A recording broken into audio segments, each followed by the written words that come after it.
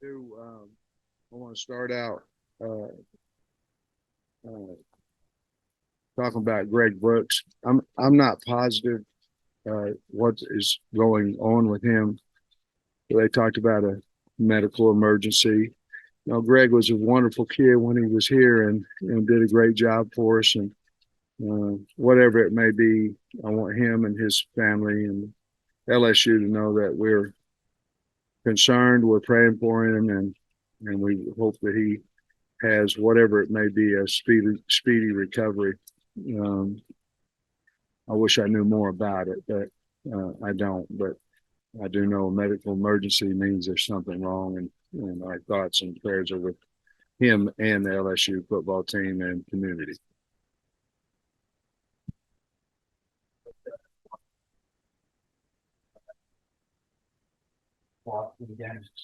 Yeah, um, it's hard to win any game when you have 14 penalties. Obviously, I don't know if I'm gonna get fined. I obviously didn't agree with all the calls and all that kind of stuff. Several of it, but um, uh, hence the problem. You can't have. We had too many missed assignments and we had too many penalties to beat a good football team, and we got to figure out how to get the penalty situation. You're going to have some missed assignments in a game. I thought we had more than what we should have, but it's the penalties that are killing drives and keeping drives alive and things of that nature that we have to get corrected. We played to answer your question. We played extremely hard. The crowd was unbelievable, but in a nutshell, if we just took half the penalties away, I think we would have won the game. And I hope so. You know, um, I hope so. He just hasn't practiced well because he physically can't. Um, but I hope so. Going back to Louisiana as well, and we need him. Because obviously when um, we had practiced Brady out there a couple times, and he was the next best option we had. It just unfortunate when he had to move out there and all this, and but he did as good a job as he could do, and he was the right guy to move out there. It's just we need Dev back.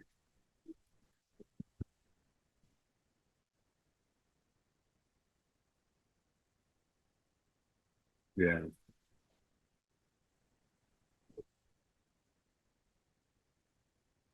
it did, and in that period of 2 minutes, it was Kudus had went out first, and then Chandler had went out with a cramp, and then Kudus came back, but um, we talk about that stuff on Saturday morning. Okay, what happens? And I'm sure the coaches get irritated with me going, okay, what happens if this happens? What happens? Okay, well, he's out. He's out. What happens? Because I want them to be able to click and say, this is what we're going to do in not a stressful situation. Okay, this is what we're going to do. And then you just do it.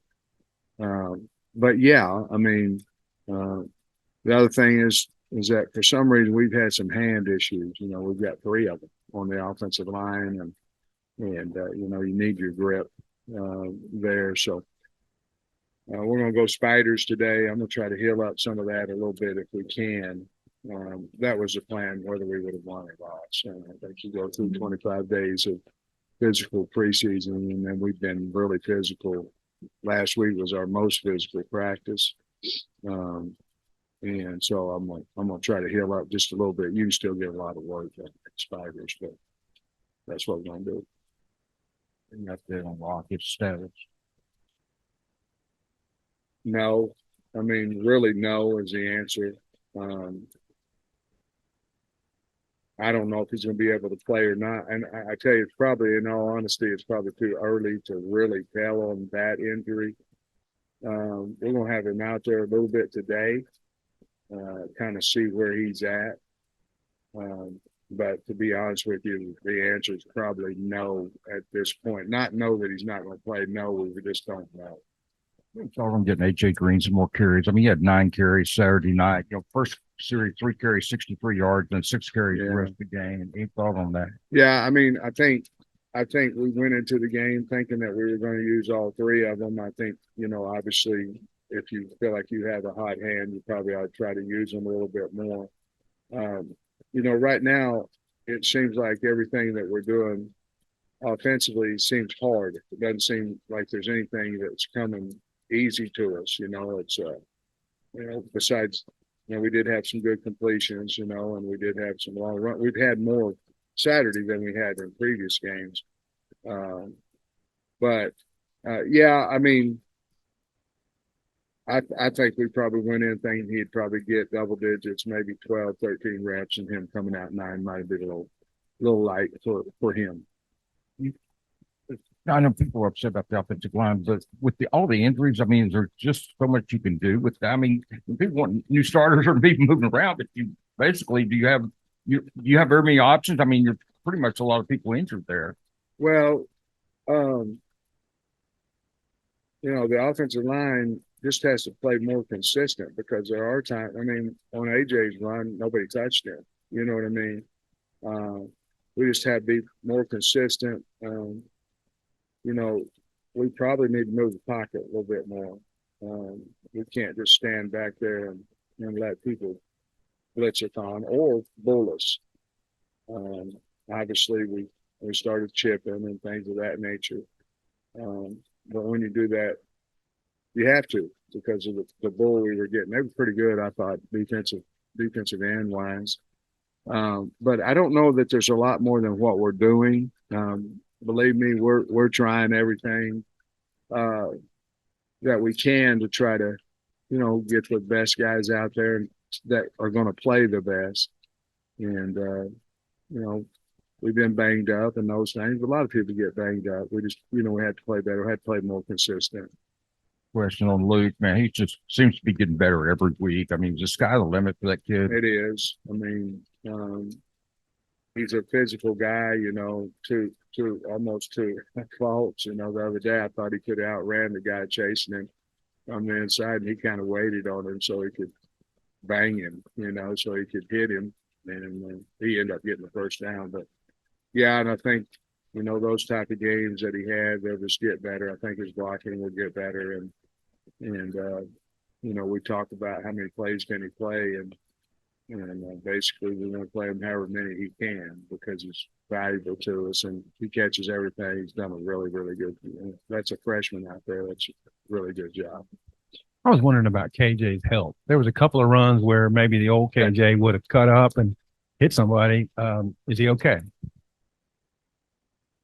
Yes, he's fine. Yeah, he was a little banged up going into the game, but we wondered the same thing, but we knew the answer of why, but it's not because, a lot of times you're telling guys, run out of bounds or something like that. We have not heard him that because I didn't think he would do it, if we did, but yeah, I'm sure that had a little bit to do with how he was feeling. You've been part of 2 Arkansas teams that have gone to Baton Rouge and won.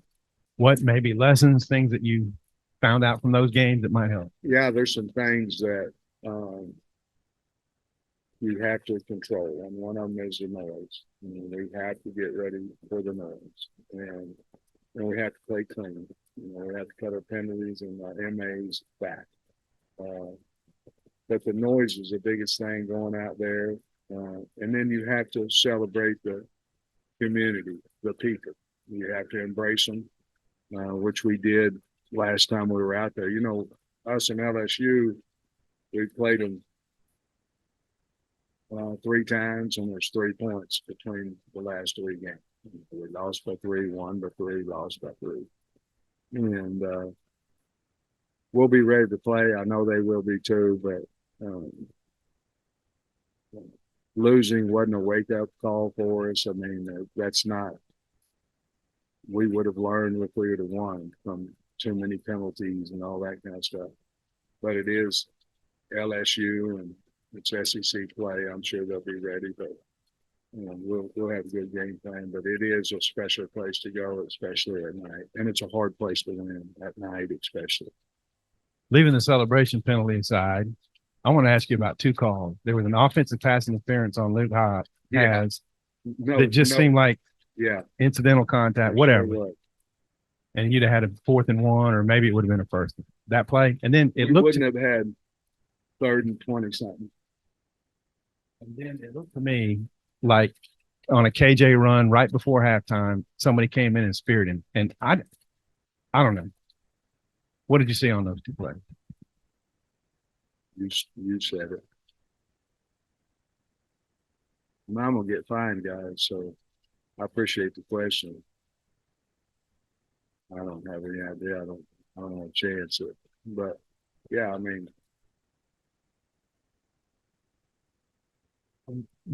you've had, last year, I think there were a couple mid-season losing streaks, but you guys didn't necessarily let them spiral into anything. Now you've lost your first game. What lessons have you taken in your time here, maybe that can help kind of make this loss not turn into a spiral given the tough schedule? I think it's a lot about how you approach today. I think that has a lot to do with it. The old saying, some teams can beat you 2 or 3 times if you let them.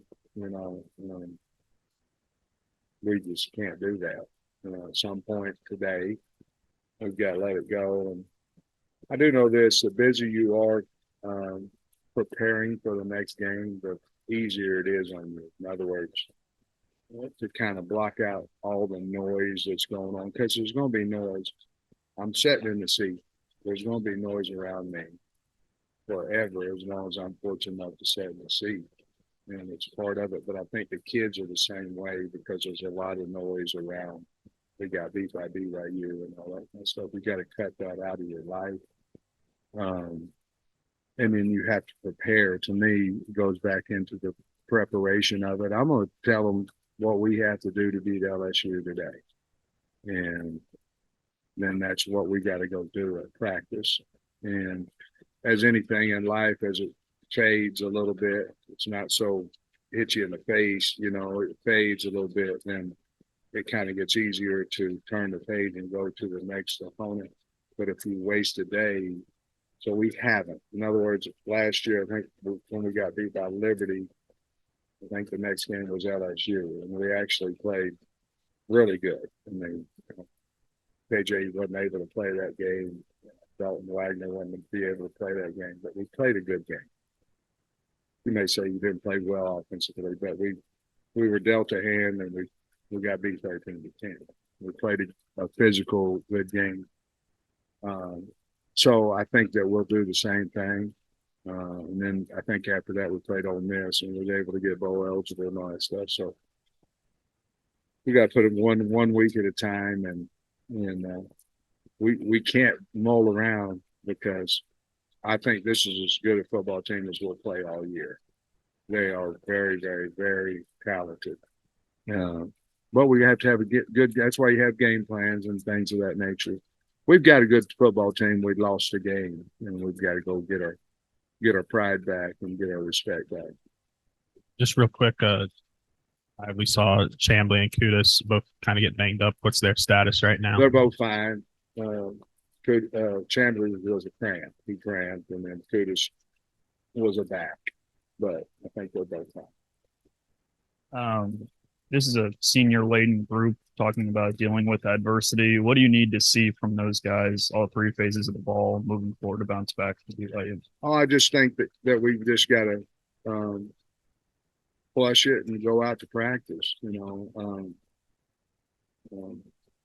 don't have time. We cannot lose an hour, a minute, or anything of practice and preparation because we got beat. So I think they'll do it. They've done it in the past, and I look forward to rallying the troops in there and having a good week. And I think who said it best, adversity is just a part of football, any level you play. What have you learned about dealing with adversity in your 4 years as a head coach that's perhaps new from your time as an assistant? You know, I'll be honest with you. It's hard to block out um, your 15-second decisions. There's a lot of stuff goes through your mind. You know, well, if it doesn't work, where's this put us at? Where's this is? Because you know, if it doesn't work, you're going to get a lot of questions about it. And you know, if it does work, you're not probably going to get any, you know. And so I think, you know, that's what I kind of went with analytics a little bit, and then going, okay, I'm going to do what the book says, you know, unless, you know, this, that, and the other. And you know, I got beat after not going it on for 4th and 1, not taking a field goal. This, you know, I mean, if it doesn't work, you're going to get smoked. And so I said it before, and it was, I'm just going to decide what I think at the game time and what I'll do. And, but I think that's the one thing I've learned is that you make a decision, it better work. And so you have to maybe the preparation of that particular moment. You know, we've been really good on the goal line. We just haven't been very good on 4th and 1. We've lost 2 of them. And so we've got to get better just in case I feel the need to go for it, that we've got to get it. And so I've learned just do what you think you're prepared and get off the analytics just a little bit. And we've seen how explosive Satania can be in punt return. I'm curious, like, what's the process of getting him more involved in the pass game? Is it him playing more? Is it just as simple as maybe him improving as a line blocker? I don't think so. I think he's got to catch the ball more consistently in practice. I think that would be, and he's doing that. He's getting better at that. But you also have guys, you know, that aren't catching the ball 100% in front of him. You know what I mean? So it's just opportunity for him has to increase just a little bit more. I think we're going to do a little bit of something at wide receiver. We'll figure it out to where we might can get him on the field a little bit more. The other thing I had, I think he played 5 corners on Saturday. I guess what did you think of those guys? And you got a receiver facing this week that I want to say 200 yards and a half. Yeah, wasn't that incredible? Yeah, he's really good. But who we started is basically how they play during the week, you know. So we decided to go with Braxton and Snacks because we just didn't feel Tuesday was not a great practice out there at home. So we switched it up a little bit. However, 15 played the best of the corners.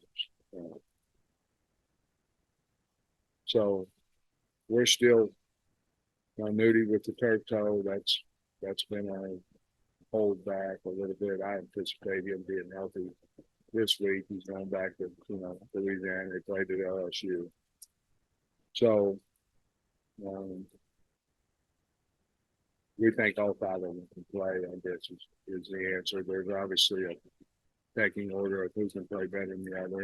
And the other night it was just simply we didn't practice very good, and that's where we and Braxton did, and that's where he went in.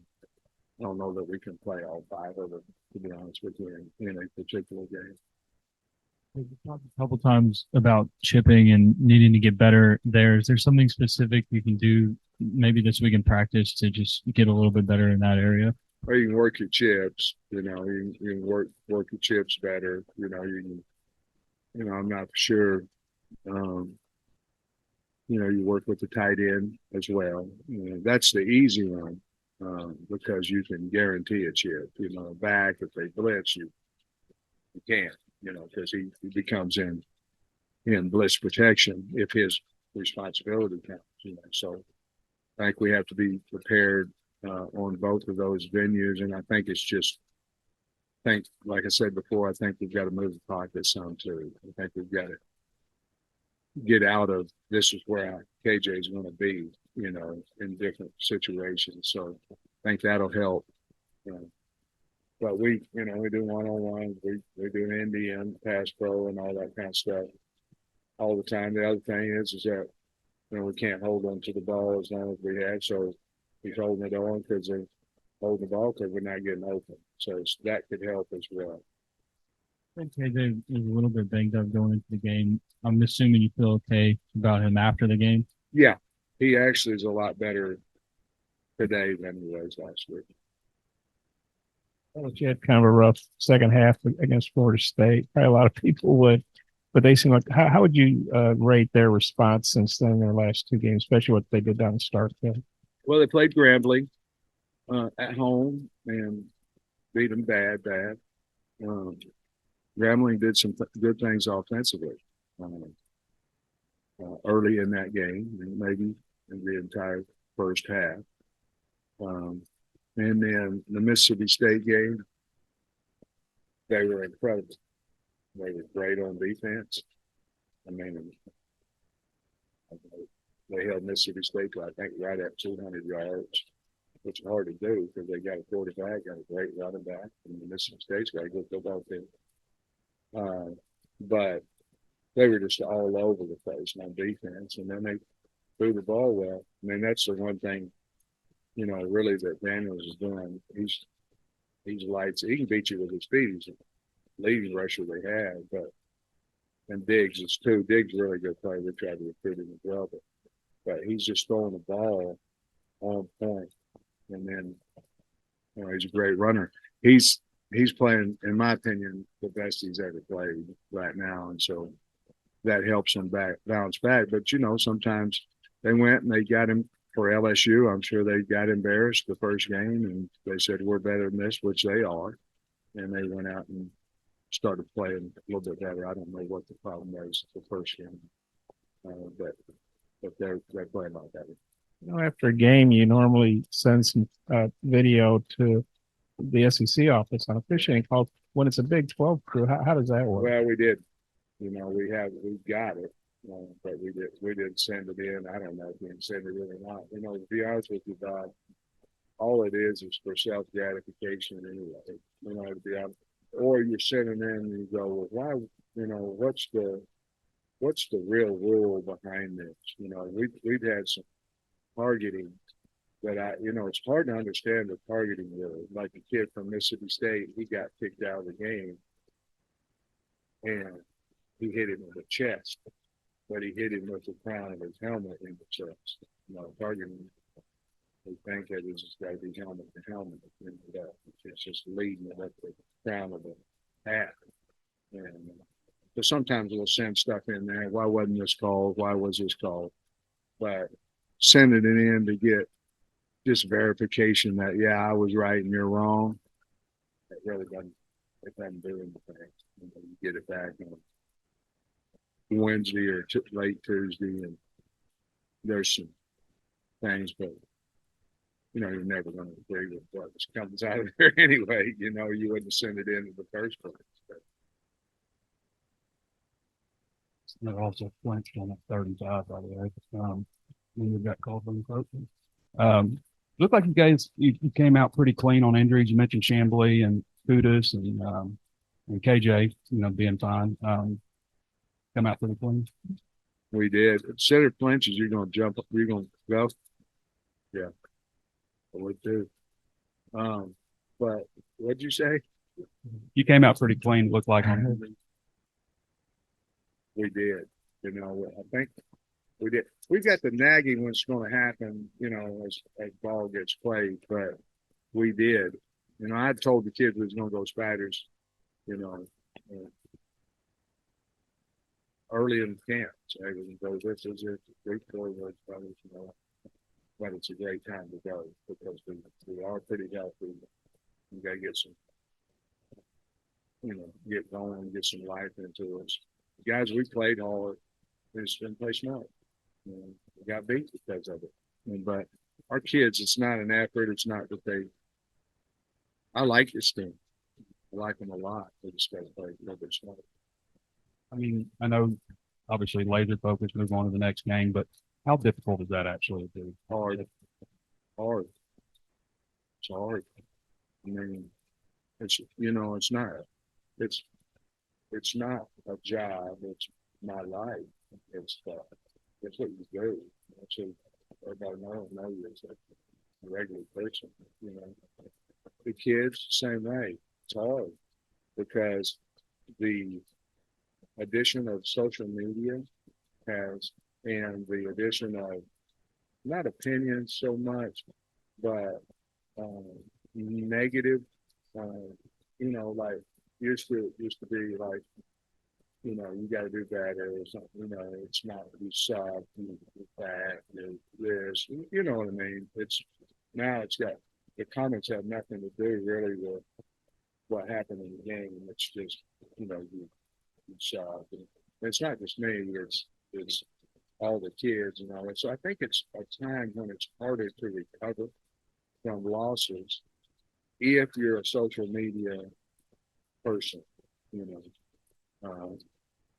So, and your best friends will say, man, you guys are going to get them this week. They say, no, oh, by the way, stay off social media. You know what I mean? And so you're going, I have been. So, then you're going, what's happening? The kids are the same way. So I think it's hard. I mean, it is because you want to please the people that are employing you, the team, your wife, the state, the media, and you can't always do that. And that's the hard part about our job. And I would imagine hard part about being a student athlete. It'd be hard because we all have feelings. We all have, you know what I mean.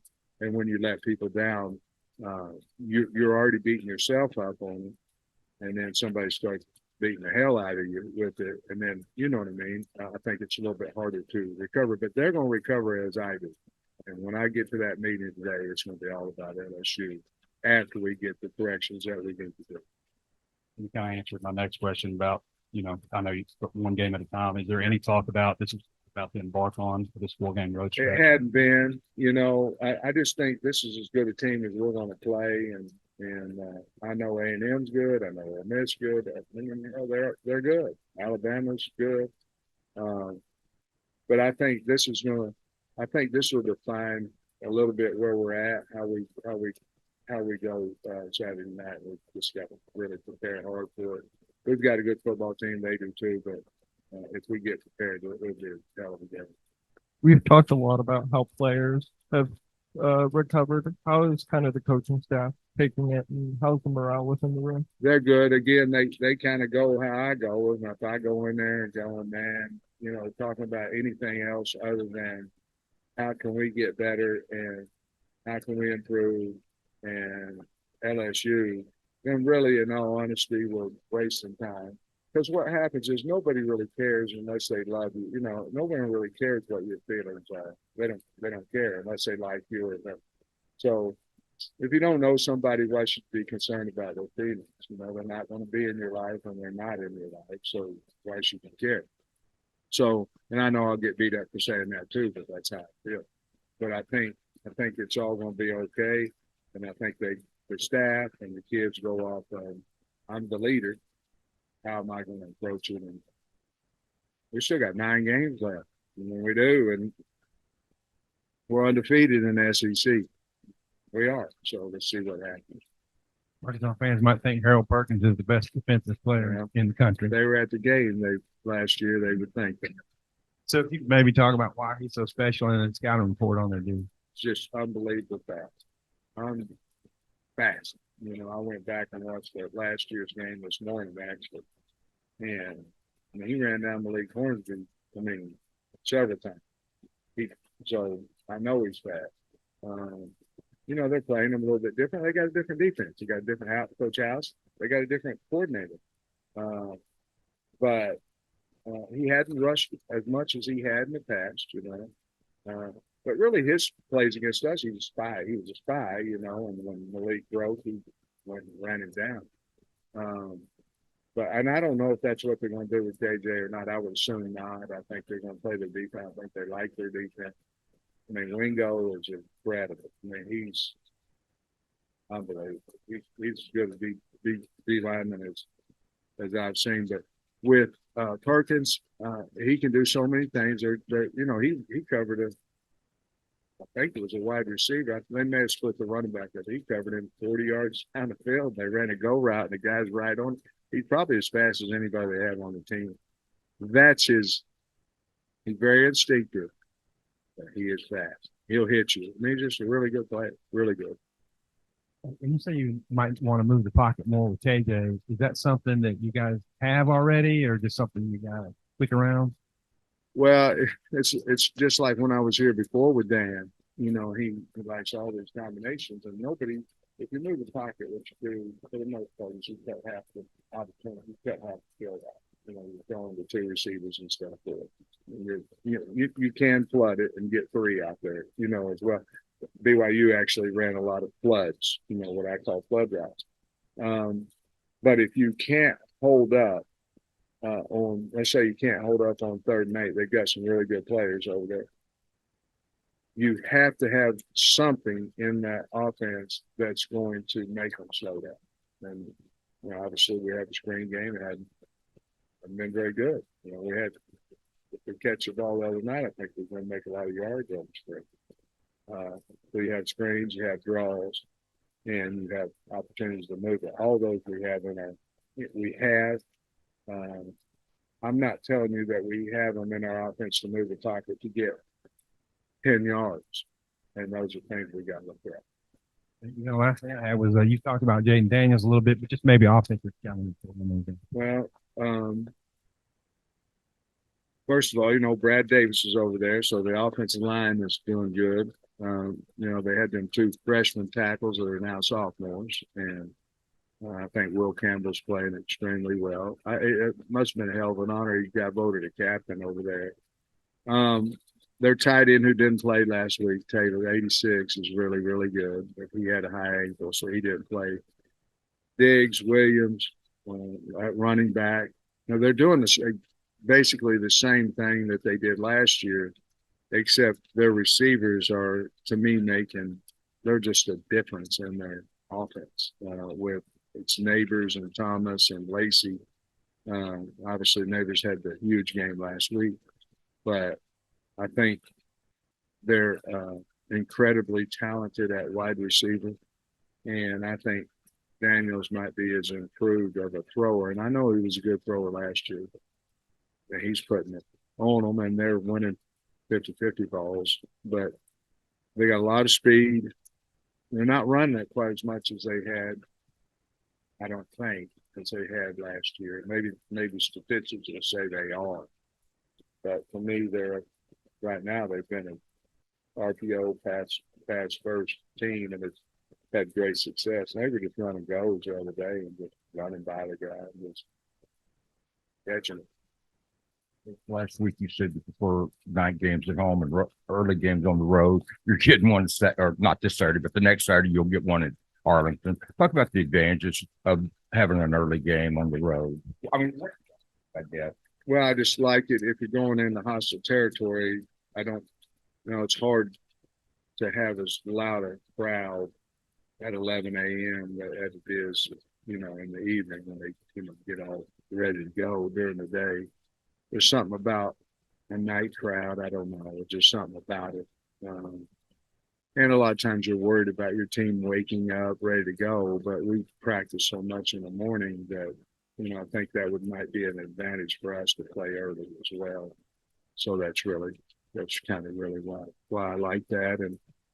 And just the opposite, if you're going like into LSU, they got all day to get hyped up and all this kind of stuff. And so that's just the opposite. Real quick, what are your thoughts on the defensive line against BYU? They got pressure and but just couldn't get home sometimes. And Landon spoke to us about some assignments got missed. Just what did you see from that unit?